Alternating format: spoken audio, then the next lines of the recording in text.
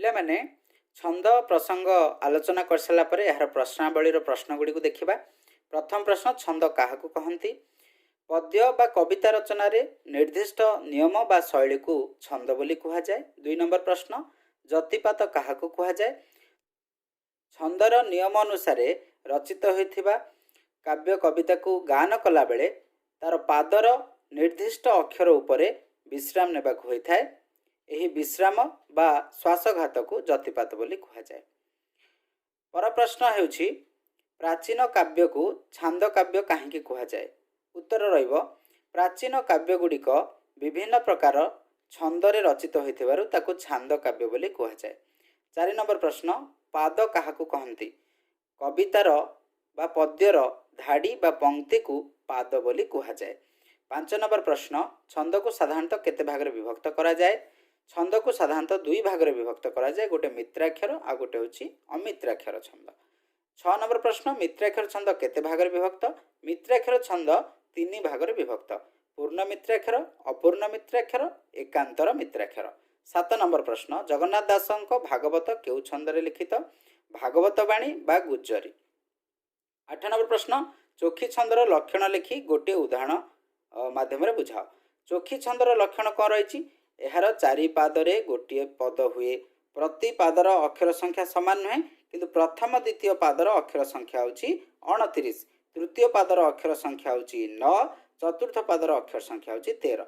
ପ୍ରଥମ ଏବଂ ଦ୍ୱିତୀୟ ଧାଡ଼ିର ବା ଦ୍ୱିତୀୟ ପାଦର ଅକ୍ଷର ସଂଖ୍ୟା ଯେହେତୁ 29, ଏହାର 6, 8, 14, 16, 22, 24 ଏବଂ 29 ଅକ୍ଷର ଉପରେ ଯତିପାତ ହୋଇଥାଏ ଏବଂ ତୃତୀୟ ପାଦର 6 ଏବଂ 9 ଅକ୍ଷର ଉପରେ ଯତିପାତ ହୁଏ। ଚତୁର୍ଥ ପାଦର 6, 8, 13 ଅକ୍ଷର ଉପରେ ଯତିପାତ ହୋଇଥାଏ। ଉଦାହରଣ ଯଦି ଆମେ ଦେଖିବା, ତୁହିମା ଜନ୍ମଭୂମି ପବିତ୍ର ଭାରତ ଭୂମି, ତୋହର ସନ୍ତାନ ଆମ୍ଭେ ଅଟୁ ସରବେ, ସେଇ ଗୀତଟି ହେଉଛି ଏହାର ଉଦାହରଣ।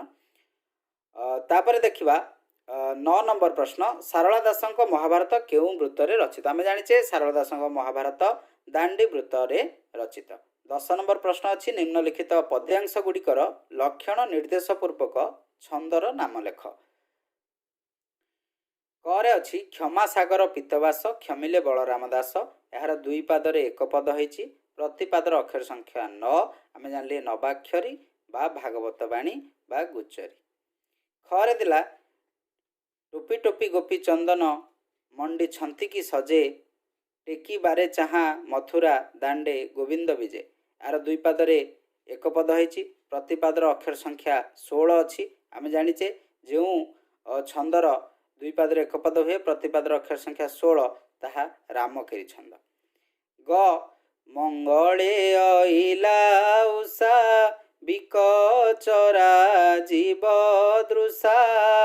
ଆମର ଯେଉଁ ରହିଛି ସାହିତ୍ୟ ବହିରେ ଗୋଟେ ପ୍ରସଙ୍ଗ, ଗଙ୍ଗାଧର ମେହେରଙ୍କର ମଙ୍ଗଳେ ଅଇଲା ଉଷା, ସେଇ ଯେଉଁ ପଦ୍ୟଟି ଯେଉଁ ରଚନା କରାଯାଇଛି ତାହା ମଧ୍ୟ ଆମର ଚୋଖୀ ବୃତ୍ତରେ ରହିଛି। ଏ ମଧ୍ୟ ଚୋଖୀ ବୃତ୍ତର ଗୋଟେ ପଦ ଦିଆଯାଇଛି। ଆଶା କରିବି ପିଲାମାନେ ତୁମେ ଏ ପ୍ରସଙ୍ଗଟିକୁ ନିଶ୍ଚିତ ଭାବରେ ଭଲ ଭାବରେ ବୁଝିଥିବ ଏବଂ ଏ ପ୍ରଶ୍ନ ଉତ୍ତରକୁ ନିଶ୍ଚିତ ଭାବରେ ତୁମେ ଦେଖିବ ଏବଂ ପଢ଼ିବ, ମନେ ରଖିବ। ଧନ୍ୟବାଦ।